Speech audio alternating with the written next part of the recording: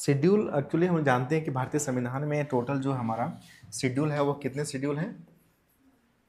Total schedule से हमारे पास 12, ठीक है। बट ओरिजिनल कॉन्स्टिट्यूशन में जो हमारा शेड्यूल्स था वह टोटल 8 था। बाद में हम लोगों ने इसमें 4 शेड्यूल्स को जोड़ा और टोटल हम लोगों ने 12 शेड्यूल इसमें किया। तो अभी के डेट में हमारे पास जो टोटल शेड्यूल्स हैं वो कितने हैं? 12 में।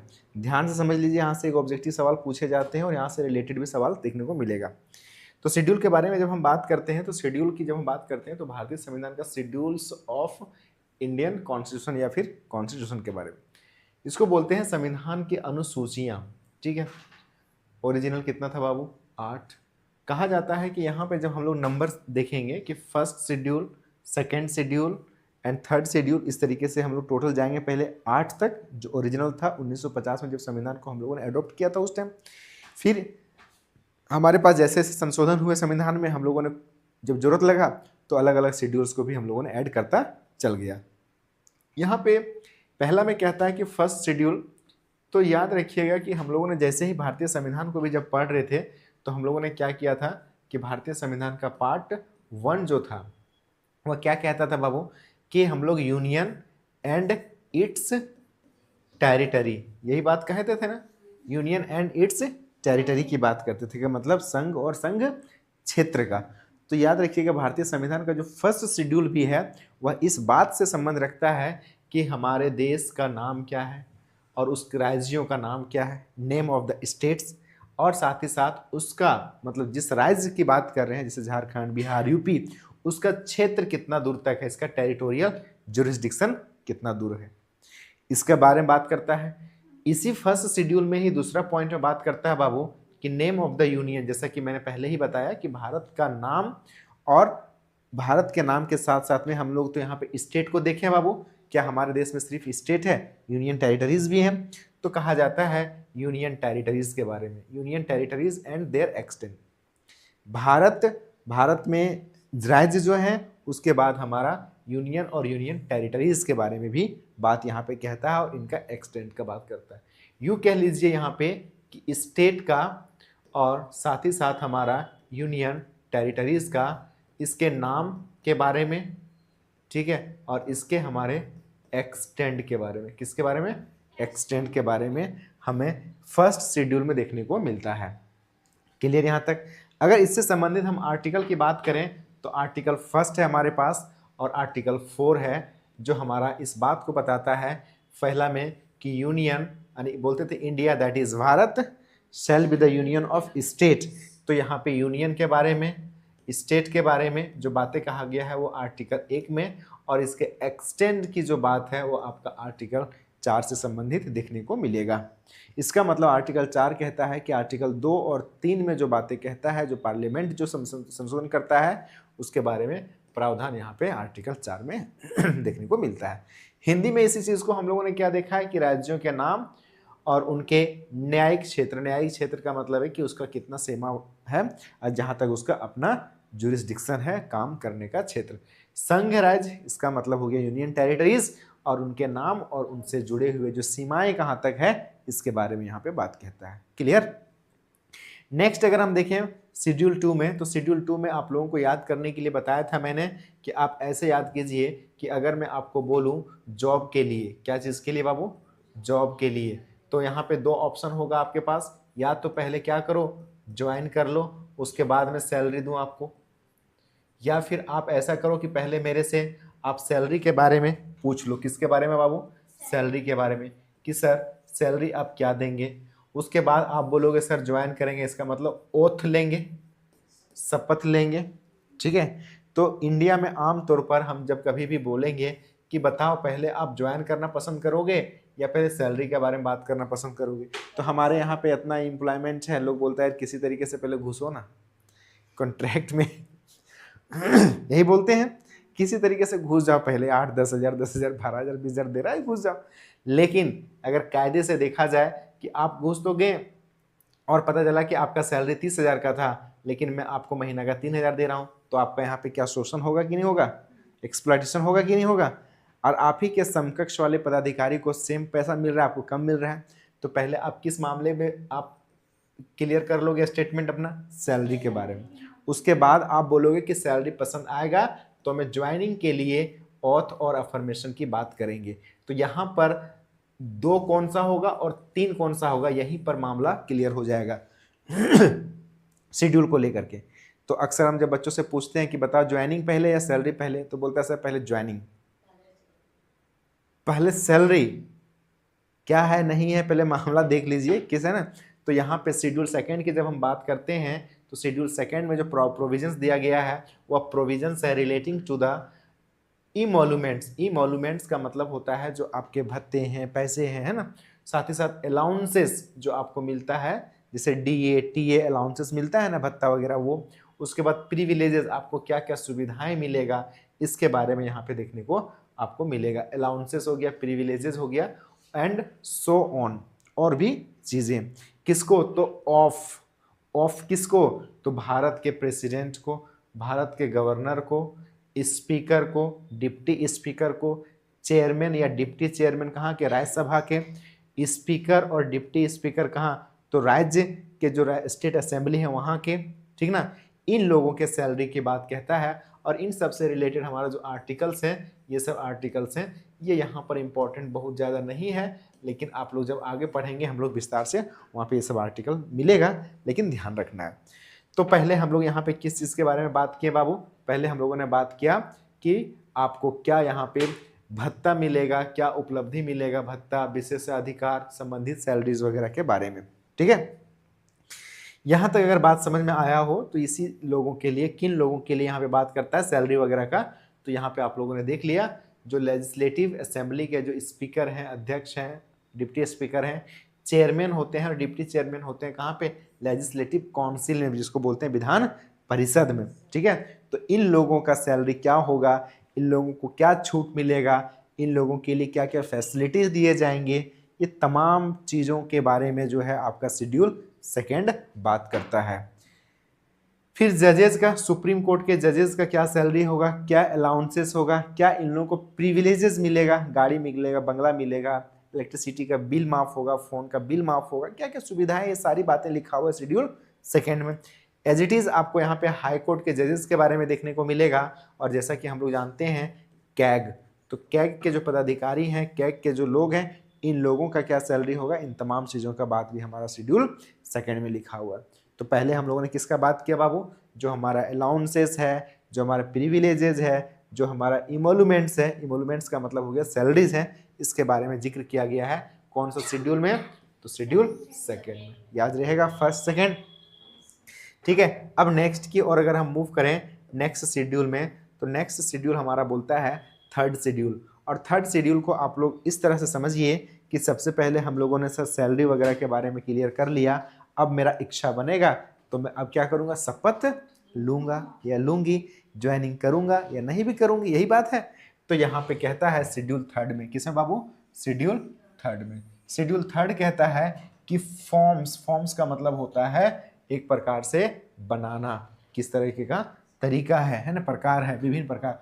फॉर्म्स ऑफ ओथ, किस तरीके का हमारा शपथ लेने की जो बात है। और अफर्मेशन का मतलब होता है बाबू प्रतिज्ञान। देखो एक तो आपको संविधान के सामने, लोगों के सामने राष्ट्रपति आपको ओथ दिलाते हैं कि मैं भारतीय संविधान के दिए हुए इस अनुच्छेद से, है ना, शपथ लेता हूं कि मैं डर भय मुक्त हो करके, जाति भेदभाव लिंग के से ऊपर उठ करके सभी लोगों का, समाज का सेवा करूंगा या करूंगी, ये बात शपथ लेते हैं। लेकिन मन में आपका कुछ और चल रहा है कि अभी तो सबके सामने तो शपथ ले रही हूँ, लेकिन आगे चल करके मैं बताऊंगी विरोधी लोगों को कि क्या मैं अंदर में चल रहा है।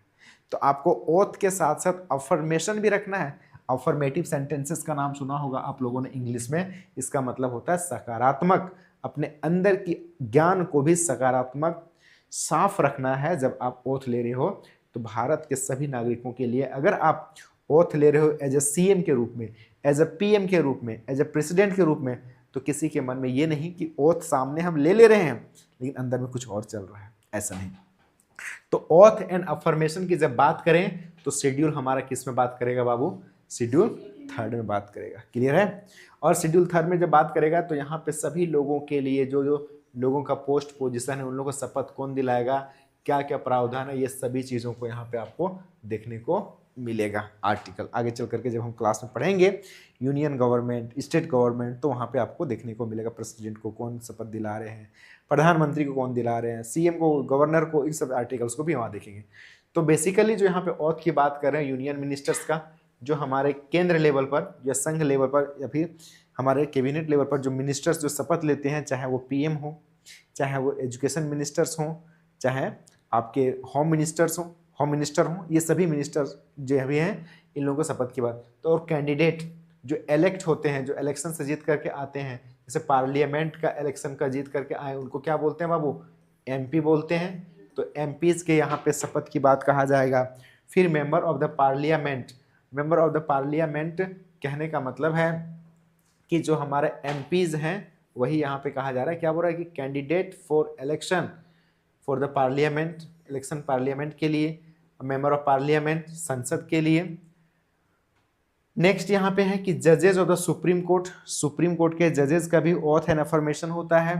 अब जज भी ऐसा ना सोच सके कि अभी तो शपथ ले रहा हूँ, चलो भाई सुप्रीम कोर्ट के चीफ जस्टिस के रूप में आने दो, इस सरकार के सभी लोगों के खिलाफ मेरा फैसला सुनाया। तो इसलिए तो शपथ दिया जाता है कि मैं संविधान से ऊपर उठ के कोई भी काम नहीं करूंगा, क्योंकि हमारे देश में किसकी सुपरमेसी है?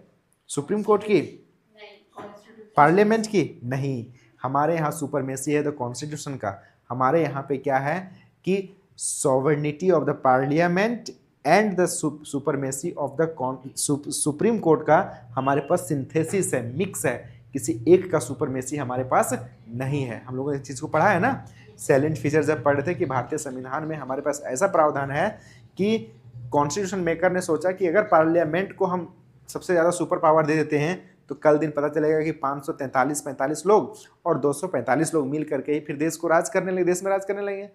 सुप्रीम कोर्ट में जो जजेस हैं वे लोगों को भी इतना पावर नहीं दिया गया कि 33-34 लोग मिल करके पूरा देश को फिर से गुलाम बना ले या अपने कब्जे में ले ले। इसलिए हमारे यहाँ पे सुपरमेसी ऑफ द कॉन्स्टिट्यूशन है। हमारे यहाँ पे ना तो पार्लियामेंट की सॉवरेनिटी है और ना ही कॉन्स्टिट्यूशन की सुपरमेसी है, बट ये दोनों का क्या है? सिंथेसिस है। बट हमारे यहाँ सुपरमेसी है कॉन्स्टिट्यूशन का। तो जब कभी भी शपथ ले रहे हैं तो वहाँ पे सुप्रीम कोर्ट के जज क्यों ना हो, मिनिस्टर्स क्यों ना हो, वे कॉन्स्टिट्यूशन से बियॉन्ड जा करके कोई भी काम को नहीं करेगा। अदरवाइज नहीं तो उनको हम इस रूप में देखेंगे कि यह व्यक्ति, यह मिनिस्टर्स, यह ऑफिसर, यह जज अल्ट्रा वायर कर रहे हैं, इसका मतलब है वायलेशन कर रहे हैं, इन्फ्रिंज कर रहे हैं उन सभी प्रोविजंस को जो कॉन्स्टिट्यूशन में दिया गया है। क्लियर? सेम यहाँ पे देखने को मिल रहा है कि कंट्रोलर ऑडिटर जनरल का जो भी यहाँ पे ऑडिट करने वाले हैं, आपको पता है ये पब्लिक का पर्स भी कहा जाता है कैग को, क्योंकि जितना भी हम लोग टैक्स पेयर हैं, जो पैसा जाता है भारत सरकार के कंसोलिडेटेड फंड में, उन तमाम पैसों का जहाँ पे इन्वेस्टमेंट या एक्सपेंडिचर के रूप में लगाया जाता है, उसका पैसा सही जगह पे जा रहा है या नहीं जा रहा है, इसका ऑडिट करने का काम कैग करती है। अब कैग मान लो कि सही से काम नहीं करेगा, बोलेगा जिसका सरकार है उसी के पीछे रहेंगे, दूसरा का जांच करेंगे, जिसका नहीं जांच करेंगे। तो बताओ ये हमारा डेमोक्रेसी के लिए घातक है कि नहीं?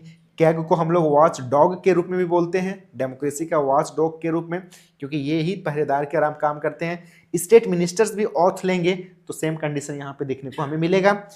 उसी तरीके से जो कैंडिडेट इलेक्शंस के लिए हैं या मेंबर ऑफ द लेजिस्लेटिव के जो हैं, ये लोग भी यहाँ पे शामिल हैं। उसके बाद यहाँ पे आप देखेंगे कि जो हमारे विधान मंडल या फिर जो बोल सकते हैं स्टेट लेजिस्लेचर, वो तो है ही दोनों का, विधान परिषद और विधान सभा, ठीक है, दोनों के।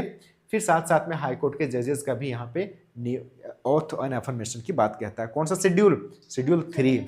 अब आप लोग मुझे एक बार थोड़ा सा रिवीजन करते हुए बताइए, फर्स्ट में क्या कहा गया? वो फर्स्ट में कहा गया कि name of the state, name of the state और इन्हीं और name of the union territories, और यह दोनों का मिला करके हमारा एक्सटेंशन की बात करता है पहला। दूसरा में क्या कहा गया बाबू? ऑथ की, पहले ऑथ का बात करेगा कि सैलरीज का बोल सकते हैं, यहाँ पे सैलरीज का बात करेगा, अलाउंसेस का बात करेगा, और हमारा इमोल्यूमेंट्स का बात करेगा, और जो प्रिविलेजेस हैं, जो सुविधाएं दिया जाता है अलग से, इसके बारे में बात करेगा। तीसरा में क्या बात करेगा बाबू? ऑथ के बारे में बात करेगा, और साथ ही साथ आपके अंदर की भावना जो है वो अफर्मेटिव होना चाहिए, सकारात्मक होना चाहिए। अब यहाँ तक अगर 3 समझ में आ गया आप लोगों को, तो चौथा भी समझाने में मुझे देर नहीं लगेगा। क्यों? क्योंकि देखो समझो, यहाँ पे बच्चों से अक्सर सवाल भी पूछा जाता है, मैंने देखा है पिछले जो एग्ज़ाम हुए थे जेएसएससी का और जेपीएससी का, इवन अदर स्टेट पीसीएस के एग्ज़ाम में भी अक्सर 3-4 2 में बच्चों को बहुत कन्फ्यूजन होता है। 7 वैसे बहुत इंटरेस्टिंग है, सारा चीज़ से आ ही जाता है ऑलमोस्ट, लेकिन यहाँ देखिए 4 में क्या पूछा जाता है। 4th में याद रखिएगा कि आप लोगों को पता है कि एक हमारे पास राज्यसभा है, राज्यसभा है बाबू, है ना, तो और एक हमारे पास लोकसभा है, और पार्लियामेंट का 3 अंग हैं, 2 ये हो गया और एक प्रेसिडेंट होता है बाबू। तो पहला अंग की बात नहीं, दूसरा अंग की बात नहीं, यहाँ पे तीसरा अंग की बात कर रहे हैं राज्यसभा की। तो राज्यसभा में टोटल सीट कितना है बाबू, 245। मैक्सिमम सीट कितना है, 250। अब एक बात को याद रखिए आप लोग कि किस राज्य को कितना सीट आप देंगे। राज्य को भी देना है और यूनियन टेरिटरीज को भी देना है। ऐसा नहीं कि सिर्फ राज्य वाले ले लेंगे राज्यसभा का सीट और किसी यूनियन टेरिटरीज को नहीं देंगे, या फिर कोई राज्य ऐसा है कि सबसे ज़्यादा रख लिया और दूसरे राज्य को कम दिया। तो राज्यसभा के सीटों का बंटवारा, किसका बात कर रहा हूँ, राज्यसभा के सीटों का बंटवारा का जो बात कहा जाता है, इसका मतलब है कि एलोकेशन ऑफ सीट्स। किसका एलोकेशन ऑफ सीट्स बाबू, तो राज्यसभा के सीट का एलोकेशन स्टेट के बीच में और यूनियन टेरिटरीज के बीच में कैसे होगा, किस तरीके से होगा, यह बात हमें शेड्यूल कितना में देखने को मिलता है, 4 में। आप लोग मुझे बताते हुए चलो झारखंड में कितना हमारा राज्यसभा का सीट है, बताए थे 6 है, और लोकसभा का, अगर कोई कॉमनली पूछे कि झारखंड में एमपी का सीट कितना है, तो एमपी का सीट अक्सर लोग 14 बोलते हैं, लेकिन अगर देखा जाए सिर्फ एमपी पूछे तो आप 20 आंसर दें तो कोई दिक्कत नहीं। जब आपसे पूछे कि यहाँ पे लोकसभा का सीट कितना है तो आप 14 बोलें, राज्यसभा का जब पूछे तो 16 बोलें, कॉमनली आपका 20 है। लैंग्वेज पर ध्यान देना, सवाल को थोड़ा ट्विस्ट भी किया जाता है सिविल सर्विस में। अब आगे की और हम लोग यहाँ पे चलते हैं नेक्स्ट सवाल की ओर, नेक्स्ट सवाल यानी नेक्स्ट शेड्यूल की ओर। नेक्स्ट शेड्यूल में बोला जाता है 5th को लेकर के। अब आप लोग अगर 4 तक क्लियर है तो 4 के बाद 5 और 6 जो पढ़ेंगे आप लोग, कौन सा बाबू, 5 और 6, इसमें थोड़ा सा गौर से ध्यान देना, ये दोनों का संबंध एक जैसा लगता है और बच्चे यहाँ पे थोड़ा कंफ्यूज भी होते हैं। तो इस कंफ्यूजन को दूर करते हुए इसकी अंडरस्टैंडिंग को आप लोग अपने दिमाग में समझ ले।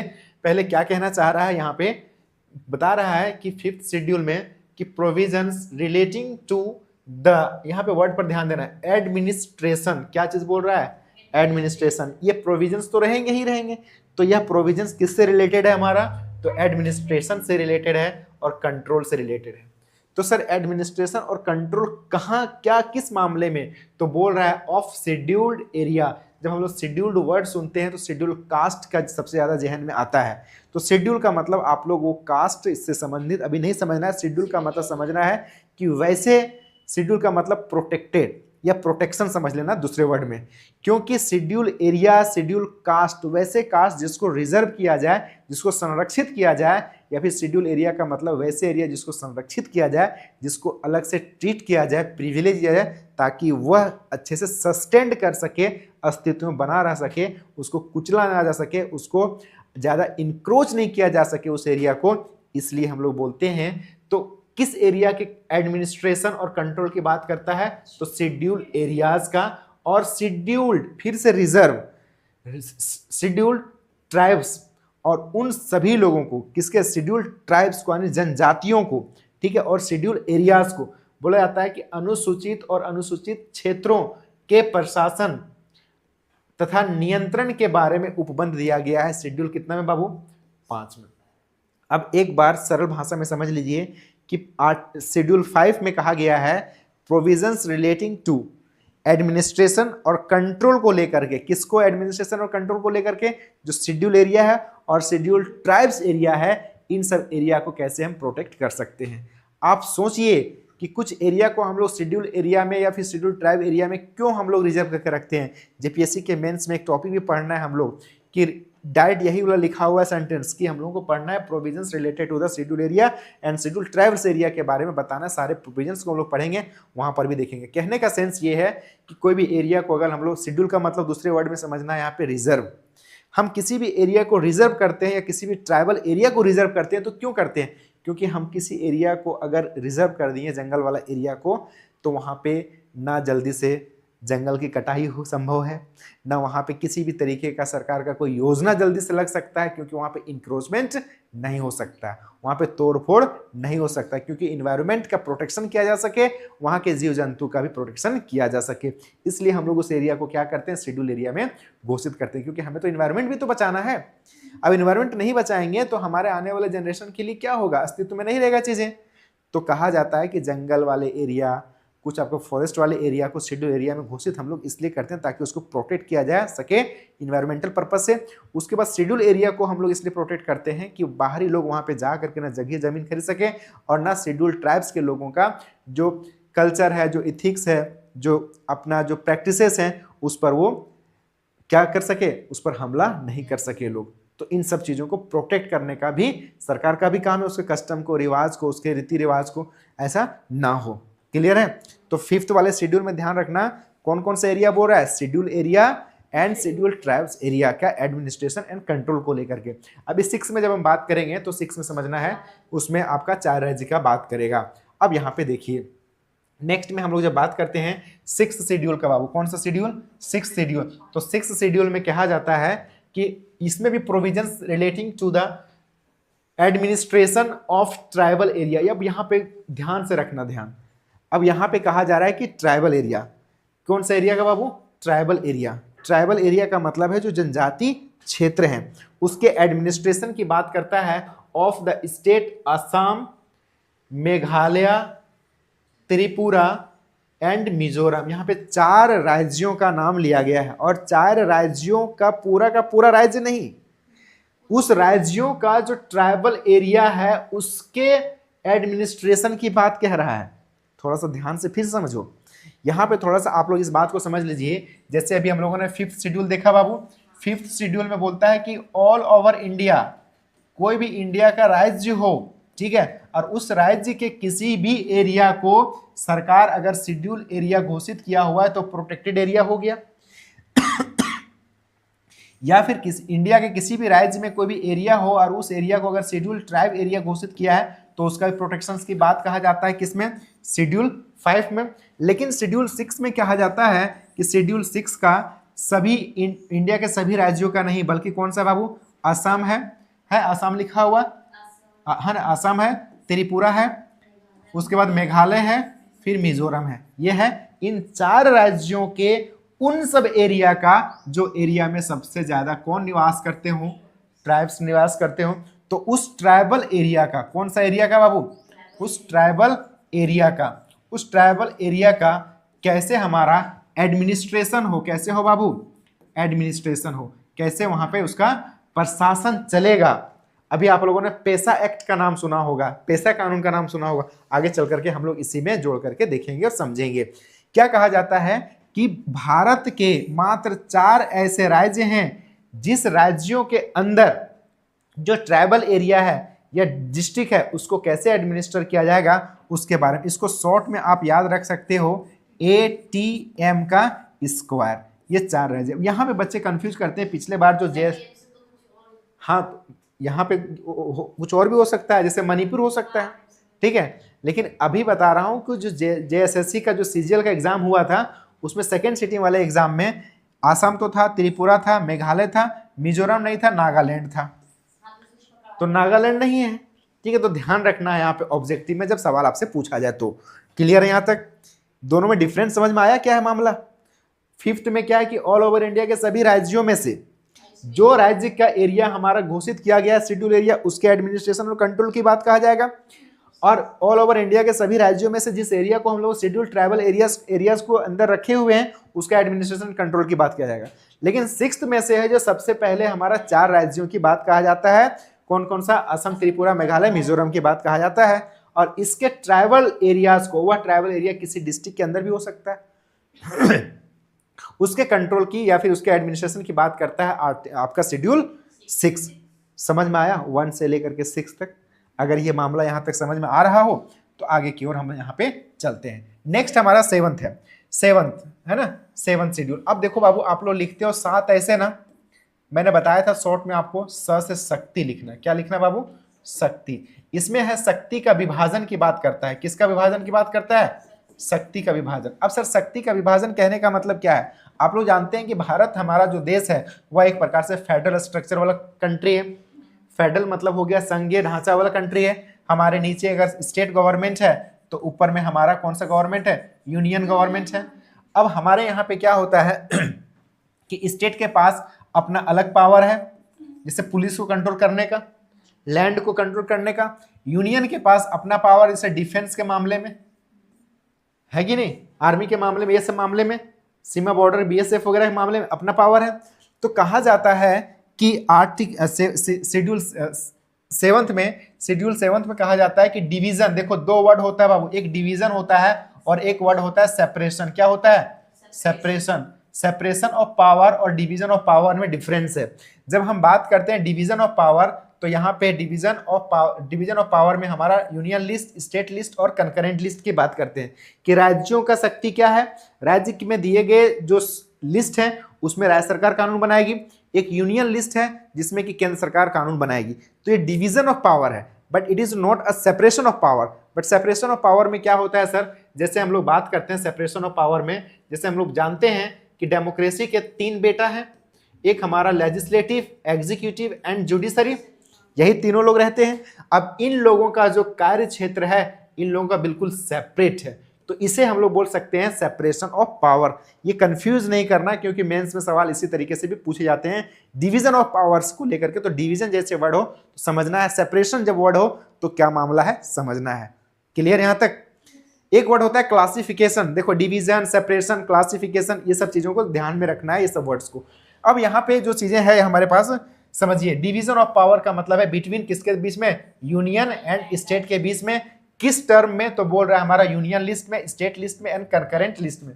कंकरेंट लिस्ट, अभी जब हम लोग इकोनॉमिक्स पढ़ रहे थे, अभी थोड़ी देर पहले हम लोग जो डेमोग्राफिक फीचर्स पढ़ रहे थे, तो हम लोगों को भेंट हुआ था आर्टिकल 246 से, क्योंकि 246 के अंदर ही बताया गया है कि भारत सरकार के पास यानी यूनियन गवर्नमेंट के पास कौन कौन से पावर हैं जिस पर वो कार्य कर सकती है, राज्य सरकार के पास कौन कौन से पावर हैं, कौन कौन से लिस्ट और सब्जेक्ट है जिस पर वो काम कर सकती है, और कंकरेंट लिस्ट में क्या क्या है। तो उसी दौरान में हम लोग एक आर्टिकल देखे थे अभी, कौन सा? 246। क्लियर? 246 क्या चीज को रिप्रेजेंट करता है? बताता है हमारा डिवीजन ऑफ पावर को लेकर के। तो 7th शेड्यूल समझ में आया? 7 से 7, 7 से 7, 7 से शक्ति, शक्तियों का विभाजन। देखो यहाँ पे हिंदी में भी आई थिंक लिखे होंगे तो आपको यहाँ पे देखने को मिल सकता है। हाँ देखो है ना, मध्य शक्तियों का विभाजन। तो कुछ कीवर्ड्स से आप लोग याद रख सकते हैं। नेक्स्ट हमारा ओरिजिनली तो 8 ही था शेड्यूल, 8 था ना, तो 8 शेड्यूल में हम लोग यहाँ पे बात करते हैं। तो 8 शेड्यूल में हमारे पास लैंग्वेज की बात कहता है। भारतीय संविधान के अंदर यानी कॉन्स्टिट्यूशन में जो रिकॉग्नाइज्ड जो लैंग्वेज है, कौन कौन से लैंग्वेज को मान्यता प्राप्त है। अभी जैसे मांग उठते रहता है कि खोरठा को, नागपुरी को, अलग अलग भाषा को हमें मान्यता दिलाइए, है ना, संवैधानिक दर्जा दिलाइए। तो उसी तरीके से मांग उठते रहता है। तो पहले ओरिजिनली हमारा जो इस लैंग्वेज में था वह 14 हुआ करता था। कितना होता था बाबू? 14। देखो 14 लैंग्वेज है, आज के डेट में ये टोटल कितना हो चुका है? 22 हो चुका है। तो इसमें लिस्टिंग करने का जो अधिकार है वो केंद्र सरकार के पास है। क्लियर? अब यहाँ पे समझिए कि क्या मामला है सर। तो बोलता है कि languages recognised by the constitution, constitution के द्वारा जो रिकॉग्नाइज्ड किया गया जो लैंग्वेज है, हम लोग आगे चल करके पढ़ेंगे एक चैप्टर यूपीएससी वाले में, जेपीएससी में तो नहीं, ऑफिशियल लैंग्वेजेस के बारे में, राज्य भाषा के बारे में। हमारे राष्ट्र भाषा नहीं बल्कि राज्य भाषा हम लोग पढ़ेंगे, तो हिंदी और इंग्लिश के मामले में। तो यहाँ पे देखिए आर्टिकल 344 और 351 की बात कहता है। ये शुरुआत के दौर में हमारे पास 14 था, लेकिन फिलहाल हमारे पास 22 लैंग्वेज हैं सर, और 8 जो लैंग्वेज जोड़े गए हैं वो कौन कौन से लैंग्वेज हैं समझ लीजिएगा। यहाँ पे जो पहले से था, बाद में जो जोड़ा गया, Sindhi was added by 21st amendment act के द्वारा। ठीक है, कब? 1967 में।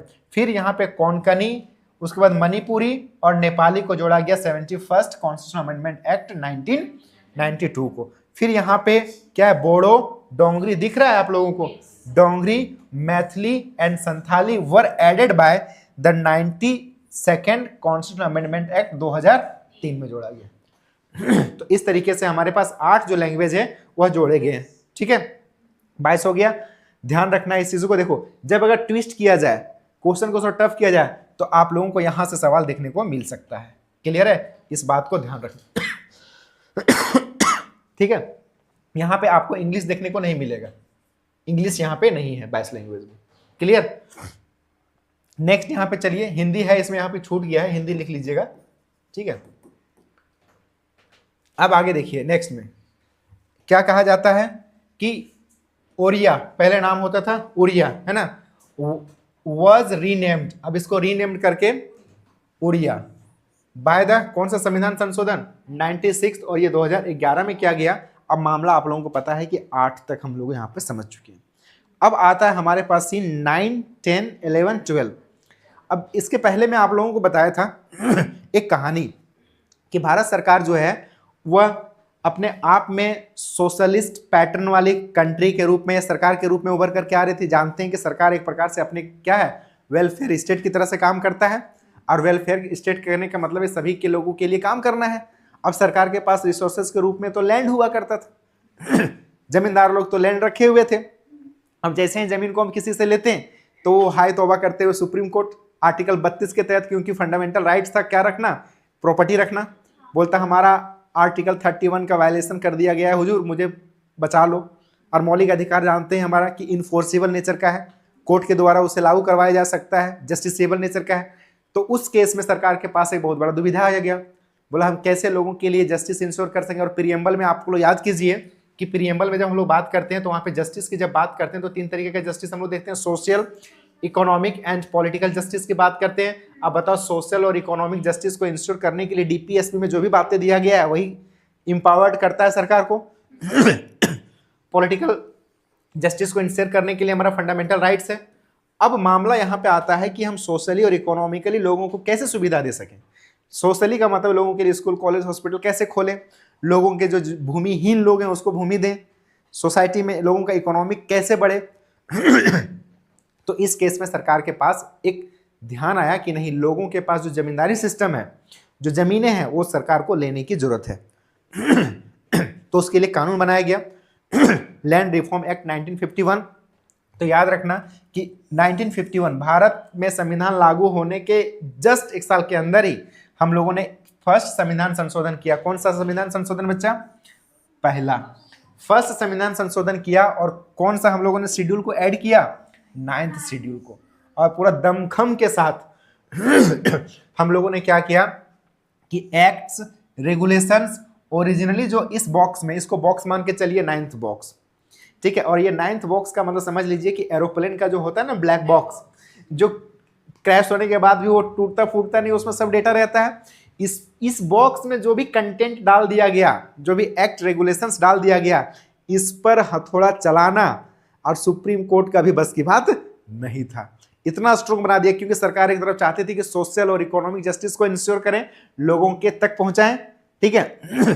तो वहां पे जुडिशियल रिव्यू यहां पे रोक दिया गया। इसमें समझिएगा बात को भी, आगे चल करके फिर बताएंगे विस्तार से, लेकिन यहां चल लीजिए शेड्यूल में। तो यहाँ पे एक्ट्स, रेगुलेशंस जो उस टाइम के दौरान में 13 था एक्ट एंड रेगुलेशन, अभी के डेट में यहाँ पे 282 एक्ट्स और रेगुलेशंस डाले गए हैं। स्टेट के द्वारा बनाए गए legislature dealing with the lands reforms को लेकर के, लैंड रिफॉर्म्स और एबोलिशन करने की बात करता है किसका? जमींदारी सिस्टम का, नहीं जमींदारी प्रथा का। इसका मतलब क्या हुआ सर? यहाँ पे 3 बातें याद रखना कि यहाँ पे लैंड रिफॉर्म के मामले में, abolition of the zamindari system को लेकर के, और स्पेशल एक्ट्स एंड रेगुलेशंस जो स्टेट के द्वारा या पार्लियामेंट के द्वारा जो बनाए जाते हैं, उसको अगर डाला गया हो, लेकिन स्टेट के द्वारा किस मामले में बनाया जाएगा? तब लैंड के मामले में, किसी दूसरे मामले में बनाया जाएगा तब तो वहां पे नहीं डाल सकते हैं गुरु। अब ये आगे क्या बोलता है कि दिस शेड्यूल वाज एडेड, और इस शेड्यूल को हम लोगों ने ऐड किया था फर्स्ट अमेंडमेंट में जो हमारा 1951 में हुआ था। और ये प्रोटेक्ट करता था सभी लॉ को। ये बॉक्स जो है उसमें डाले हुए सारे सर्किट को, सारे कैमराज को, सारे इंफॉर्मेशन को, सारे डीवीआर को प्रोटेक्ट करता था, चाहे जितना भी हमला हो जाए बाहर से। ब्लैक बॉक्स में यही होता है ना।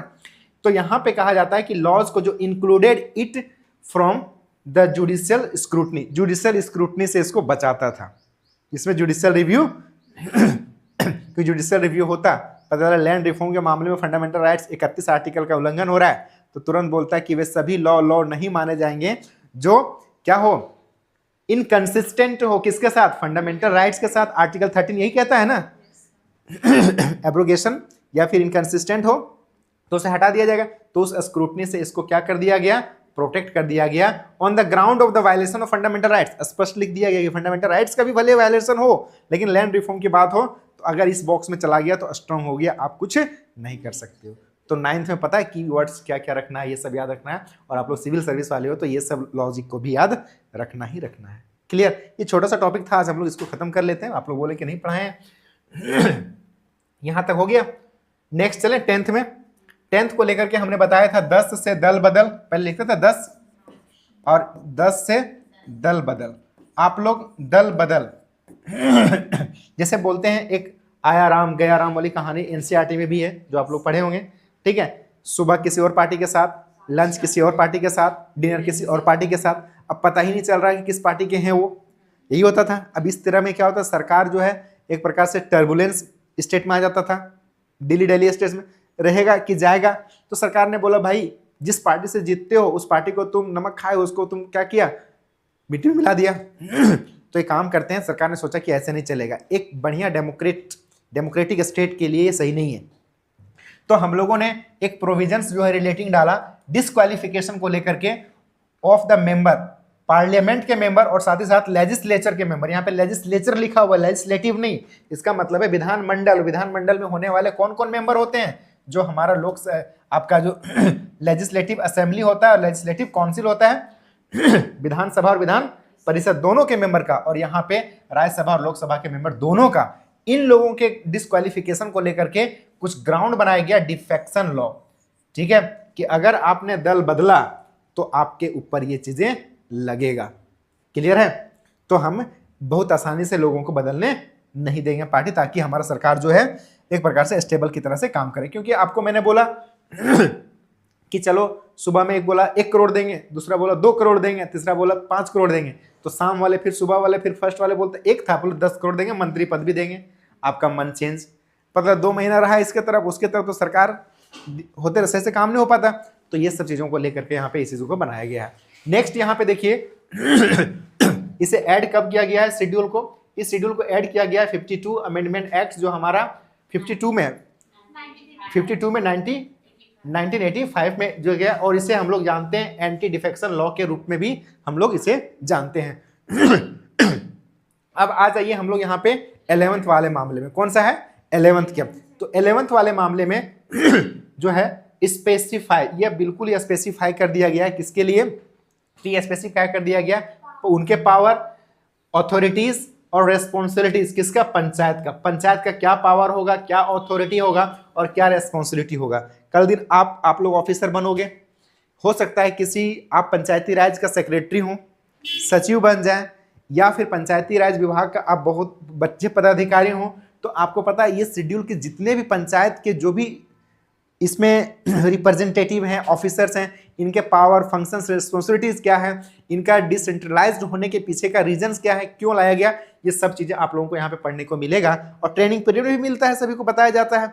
तो यहाँ पे समझना है कि स्पेसिफाइज किया गया है हमें किनके पावर को, किनके अथॉरिटीज को और किनके रिस्पॉन्सिबिलिटीज को, कि पंचायत का।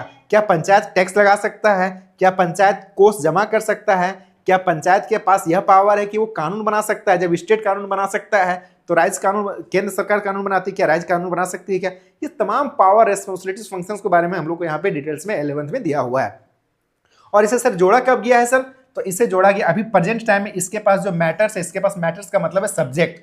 आप लोगों को पता होगा कि जब हम लोग केंद्र सरकार की सूची पढ़ रहे थे, स्टेट की पढ़ रहे थे, तो वहां पर भी हमारे पास मैटर सब्जेक्ट था।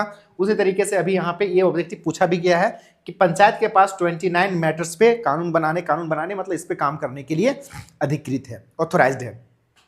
इसे जोड़ा कब गया है सर, तो इसे 73वां संविधान संशोधन 73rd कॉन्स्टिट्यूशनल अमेंडमेंट एक्ट 1992 में। ठीक है यहाँ तक। तो आपको 11 समझ में आया। 11 में पंचायत के पावर, उसके अथॉरिटी, उसके रेस्पॉन्सिबिलिटी, फंक्शन, इसके बारे में बात किया गया है। क्लियर है। ये सब चीजों को डिटेल से और भी पढ़ेंगे हम लोग आगे चल करके, लेकिन ये शेड्यूल है तो एक सरसरी नजर में हम लोग को याद रखना है अभी। ठीक है, नेक्स्ट चलें हम लोग आगे। नेक्स्ट में बोलता है कि 12th शेड्यूल के मामले में जब हम लोग पंचायती राज के बारे में पढ़ें तो उसी तरीके से हमारे पास इसमें स्पेसिफाई किया जाता है पावर्स के बारे में, अथॉरिटीज के बारे में एंड रेस्पॉन्सिबिलिटीज के बारे में, म्युनिसिपैलिटीज के बारे में। कि म्युनिसिपैलिटी का मतलब जैसे अभी हम लोगों ने देखा कि नगर पालिका का चुनाव हुआ बाबू, इसी तरह से पंचायत लेवल पे चुनाव होता है।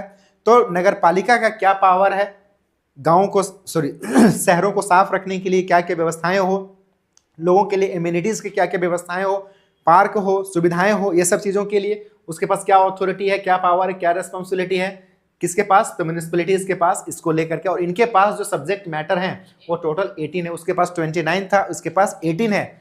और कहा जाता है कि इसको हम लोगों ने इस शेड्यूल को जो ऐड किया गया है वो 74वां संविधान संशोधन 1992 में किया गया है। क्लियर है यहाँ तक? वो 73वां था, ये 74वां। और आप लोगों को बता दूं इस बार का जो लास्ट टाइम का जो जेपीएससी का एग्जाम हुआ था मेंस में, उसमें 73वां संविधान संशोधन से सवाल पूछा गया है मेंस में। ठीक है, तो इसका मतलब पंचायती राज के बारे में आपसे पूछ लिया गया। आप वीडियो बनेंगे, सीओ बनेंगे, डीएसपी बनेंगे, और पंचायती राज के बारे में आपको तो पता ही होना चाहिए। थोड़ा करंट अफेयर से अगर इस बार मेंस में सवाल आए तो पैसा एक्ट से आ सकता है, हम लोग पढ़ेंगे इसको, पैसा एक्ट को। ठीक है बाबू, जहां तक पंचायत नहीं पहुंच पाता वहां पे पैसा पहुंचता है। तो यहां तक समझ में आ गया? क्लियर है यहाँ तक? Schedule complete. अब शेड्यूल से रिलेटेड जो भी सवाल होंगे इसमें देखो ना, टेस्ट में दिए हुए थे उन लोगों को जो लॉ वाले थे। ठीक है, तो यहाँ तक